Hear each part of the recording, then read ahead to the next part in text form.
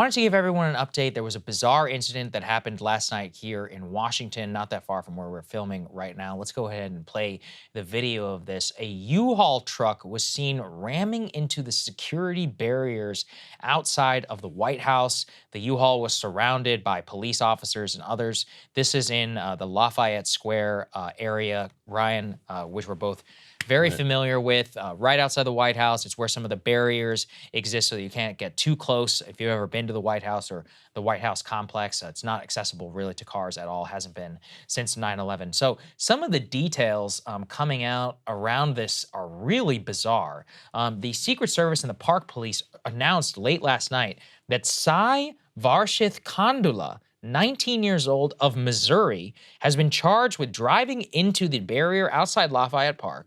Kandula is charged with assault with a deadly, dangerous weapon and threatening to kill the president. They say U.S. Park Police and Secret Service uniformed division officers responded. They found a preliminary investigation says that Saiv Kandula was arrested and charged with assault with a dangerous weapon, reckless operation of a motor vehicle, threatening to kill, kidnap, inflict, and harm the president, vice president, or a family member, destruction of federal property, and trespassing. No further information available at the time. What current people are obviously taking a look at is that there was a swastika flag, which appears to have been taken out of the empty U-Haul truck, Ryan, laid out on the ground. So it appears that that might have been one of the only things that was actually inside of the truck. Now, if you haven't taken notice, Sai Varshith Kandula, not exactly Scots-Irish descent.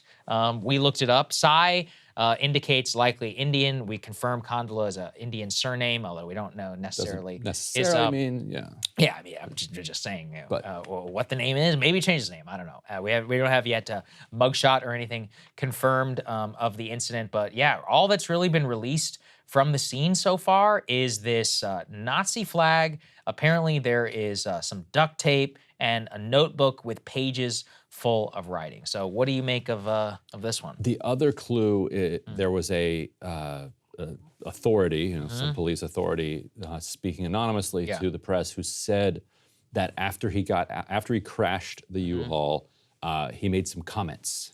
So that is where likely the comments and the comments were described as,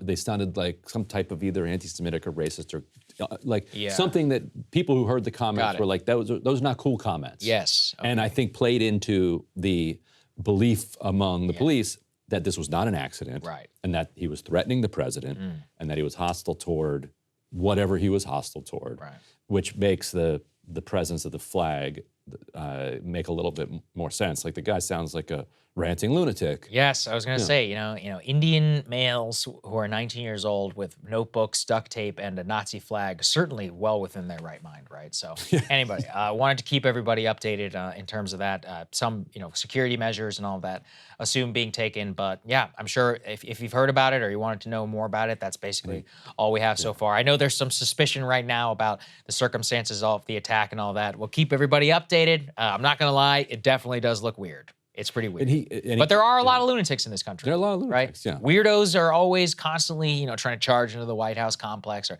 when I was there, I remember at one point we were on lockdown for some stupid reason. I don't remember. And there's always something happening at the building. So they evacuated the Hay Adams Hotel. That would suck. Oh, wow. If you're staying Must there. be sad. Because it sounds like he came down from 16th Street, which is actually, if people aren't from Washington, if you know the Black Lives Matter thing that was written Black on the Lives Matter Plaza.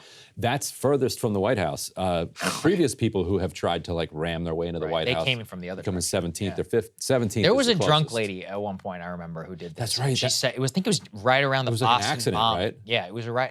I was actually here. I was a student at the time. She almost got herself killed. Yeah, it was bad because if I recall, it happened right around the time of the Boston bombing, and the whole city was on super high alert. And then I think she was wasted and rammed to the barrier. But yeah, they almost opened up on her. So that could have been a very serious problem.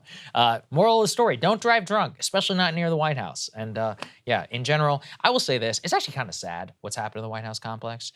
When I was in college, it was very easy to just go right up to the fence. And then I forget exactly why they took that away. I think it's because a guy jumped the fence while Obama was president. And I remember just being like, man, it's sad. Like tourists can't even take a photo. But now getting to the outside is nearly impossible. Like you're taking a photo from way outside from the fence or from the South Lawn. South Lawn, you can barely get even close to the gate in the same way. So they're just making it harder and harder. I've heard the Capitol is the same way. It's harder to get on the Capitol. It's sad because these are public buildings. You're supposed to be able to see. All people want is their selfies. Yeah, we don't ask for nice. much. Yeah.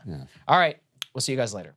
Hey guys, ready or not, 2024 is fully upon us now, and Saagar and I have been brainstorming ways that we can really up our game for this critical election. Yeah, we rely on our premium subs to expand our coverage, to add staff, to upgrade the studio. We just want to give you the best independent coverage of this election, which is possible. So if you can help us out, become a premium subscriber today, breakingpoints.com, or the link is down here in the description video. It really means the world to us, and if you like what we're all about, this is the best possible way to keep us 100% independent, working only for you.